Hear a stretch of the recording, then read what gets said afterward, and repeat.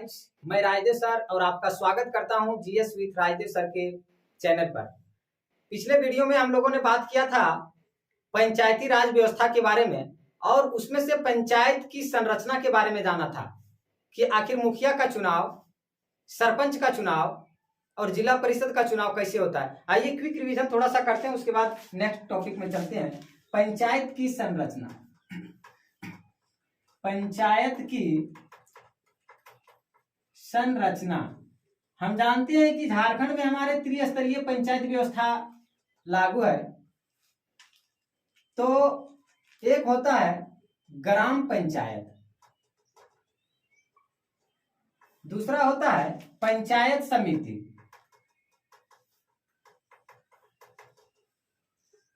और तीसरा होता है जिला परिषद। अब जानते हैं हम कि इसका जो हेड होता है वो मुखिया होता है और इसका हेड प्रमुख होता है और इसका हेड और इसके हेड को अध्यक्ष बोला जाता है, जिसे चेयरमैन भी हम लोग बोलते हैं। ये तीनों का हेड था, ये पिछले वीडियो में हम लोगों ने जाना था, लेकिन उसमें ये नहीं बताए थे कि इनका चुनाव कैसे कैसे होता है। तो चुनाव के बारे में भी जाने थे, लेकिन इनका जो मुखिया का चुनाव होता है वो प्रत्यक्ष तरीके से होता है और इनका चुनाव यह प्रत्यक्ष तरीके से होता है और इनका भी, इनके अध्यक्ष का चुनाव होता है।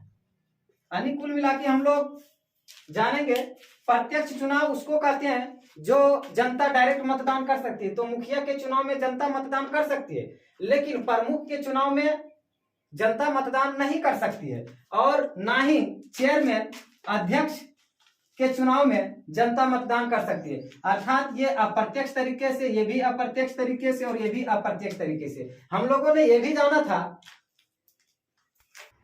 सॉरी, इसमें चुनाव प्रत्यक्ष तरीके से, बाकी इन दोनों में सिर्फ यह प्रत्यक्ष तरीके से होता है। अब हम लोग ये भी जाने थे कि इनका जो सरकारी आदमी होता है उनको हम लोग VDO बोलते हैं और इनको BDO बोलते हैं और इनको हम लोग जिला अध्यक्ष बोलते हैं। जिला अध्यक्ष, इसका फुल नेम हुआ village development officer, block development officer. ये होता है ग्राम पंचायत यानी गांव स्तर पर, पंचायत स्तर पर, और ये पंचायत समिति जो प्रमुख होता है ये होता है ब्लॉक लेवल पर, प्रखंड लेवल पर, और ये जो होता है वो हमारा होता है डिस्ट्रिक्ट लेवल पर, जिला लेवल पर। अब आइए आगे जानते हैं कि आपका कमेंट था कि सर बताइए मुखिया और प्रधान, पूछ रहे थे कि मुखिया और प्रधान में क्या अंतर है और कितने गांवों में एक मुखिया होता है। तो हम लोग जानते हैं कि यूपी एक ऐसा स्टेट है जहां पर सिर्फ यूपी में ही मुखिया के पोस्ट को प्रधान बोला जाता है। यूपी में मुखिया को प्रधान के नाम से जाना जाता है, लेकिन झारखंड बिहार में मुखिया को मुखिया के नाम से ही जानते हैं। देखिए, इसमें जो यहां जो चुनाव होता है मुखिया का यूपी में, वो सिर्फ एक गांव में एक मुखिया होता है, एक गांव में एक मुखिया होता है। लेकिन अगर यदि झारखंड और बिहार की हम बात करें तो झारखंड और बिहार में कोई फिक्स नहीं है, 5 से 7 गांव मिलाकर एक मुखिया का पोस्ट होता है। ये यहाँ के पॉपुलेशन पर डिसाइड करता है कि किस अनुपात में वहां की जनसंख्या है। लेकिन मुखिया का चुनाव जहां प्रधान कहा जाता है यहाँ एक गांव में होता है। ऐसा इसलिए होता था क्योंकि उत्तर प्रदेश में देखा गया कि जब 5 से 7 गांव मिला के और एक मुखिया का पोस्ट होता था तो विकास थोड़ा सा कम होने लगा। इसके वजह से एक गांव में ही एक प्रधान को कर दिया गया।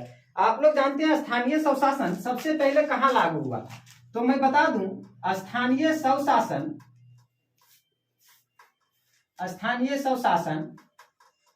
सबसे पहले मद्रास में लागू हुआ था। अर्थात चेन्नई जो तमिलनाडु कहते हैं, तो सबसे पहले वहीं लागू हुआ था, लेकिन वहां लागू हुआ था डीपीएसपी के तहत। डीपीएसपी के तहत, ये डीपीएसपी हम अगले वीडियो में क्लियर करेंगे। ये मद्रास में स्थानीय स्वशासन पहली बार लागू हुआ था, लेकिन वहां स्वशासन पहली बार मद्रास में लागू हुआ था डीपीएसपी के तहत, यानी राज्य के नीति निदेशक सिद्धांत के तहत। इसका मतलब यह हुआ कि राज्य अगर यदि चाहे तो चुनाव करा सकती है, नहीं चाहे तो नहीं करा सकती है, अर्थात यह बाध्यकारी नहीं बनाया गया था। लेकिन 73वां संविधान संशोधन द्वारा 1973 में इसको बाध्यकारी बनाया गया था। वो 73वां संविधान संशोधन एक हम लोग नेक्स्ट वीडियो में जानेंगे। लेकिन अब बात करते हैं स्थानीय स्वशासन, तो यहां लगा, लेकिन जब बाध्यकारी बनाया गया, जब संवैधानिक दर्जा दिया गया, तो वह कौन सा राज्य था जहां पहली बार संविधान संशोधन द्वारा, संविधान संशोधन के बाद वो पंचायती राज को अपनाया? तो पंचायती राज को अपनाया गया राजस्थान में। सबसे पहले राजस्थान के नागौर जिले में अपनाया गया। राजस्थान के नागौर जिले में 2 अक्टूबर 1859 ईस्वी में यह राजस्थान में सबसे पहली बार अपनाया गया था। और 2 अक्टूबर को इसलिए अपनाया गया था क्योंकि फर्स्ट वीडियो में हम बताए थे कि यह गांधी जी का सपना था कि हमारा देश में पंचायती राज व्यवस्था लागू, इसलिए इनके जन्मदिन के शुभ अवसर पर इसको लागू किया गया था। लेकिन आप लोग को शायद ये कहीं पढ़े होंगे या नहीं पढ़े होंगे, मैं बता दूं कि भारत में एक ऐसे भी राज्य या यूटी हैं जहां पर पंचायती राज व्यवस्था लागू अभी तक नहीं है, तो वो है केंद्र शासित प्रदेश यूटी के अंतर्गत आता है दिल्ली। दिल्ली में यह पंचायती राज व्यवस्था नहीं लागू है, क्योंकि यह लागू होता है गांव स्तर पर, और दिल्ली इतना विकास है, विकास के नजरिए से देखें तो वहां पर एक भी गांव नहीं है, तो गांव नहीं है इसलिए वहां पर पंचायती राज व्यवस्था को नहीं लागू किया गया है। अब आइए बात करते हैं लोकतांत्रिक विकेंद्रीकरण का, पावर ऑफ डिस्ट्रीब्यूशन, सत्ता का विकेंद्रीकरण। और ये सत्ता का विकेंद्रीकरण होना जरूरी है ताकि विकास अधिक से अधिक हो सके। तो इसमें कितने लोगों ने वकालत किया और कितने स्तर के पंचायत है जो हम लोग आज त्रिस्तरीय पंचायत को अपनाए हैं, आइए इन सब के बारे में जानते हैं। ये पहले जो है आर्टिकल 40 में रखा गया था, और इसको सबसे पहले जब संवैधानिक मान्यता मिला तो 2 अक्टूबर 1959 को नागौर जिला राजस्थान में लागू किया गया था। लेकिन स्थानीय स्वशासन सबसे पहली बार मद्रास में लागू हुआ था, वो डीपीएसपी के तहत था। अब जो है सो इसको लागू किया गया है। अब अनुच्छेद 243 से लेकर के 243 के वो तक रखा गया है, यानी इसमें कुल मिला के 15 अनुच्छेद हैं। अभी अनुच्छेद की बात करें तो अनुच्छेद 243 से लेकर के 243 वो यानी 9 तक रखा गया है, मुधना 9 तक। ये कुल अनुच्छेद 15 हैं। लेकिन अगर यदि विषय की बात करें तो इसमें पंचायती स्तर पर कुल 29 विषय को शामिल किया गया है, कुल 29 विषय इसमें शामिल है। अब देखिए इसमें वकालत किन्होंने किन्होंने किया, और उनका क्या नाम है, बलवंत राय मेहता समिति। ये अपना रिपोर्ट बनाई और रिपोर्ट को सौंपा 1957 में, लेकिन इसके रिपोर्ट को 1959 में अपनाया गया। इनका वकालत किया था त्रिस्तरीय पंचायत की व्यवस्था कि ग्राम पंचायत लेवल पर ग्राम पंचायत होना चाहिए, और प्रखंड लेवल पर पंचायत समिति होना चाहिए, और जिला लेवल पर जिला स्तरीय होना चाहिए। लेकिन अशोक मेहता समिति ये अपना रिपोर्ट 1977 में सौंपी। देखिए ये 1957 यानी प्लस 20 वर्ष बाद, ऐसे कनेक्ट करके याद कीजिए तो ज्यादा याद रहेगा।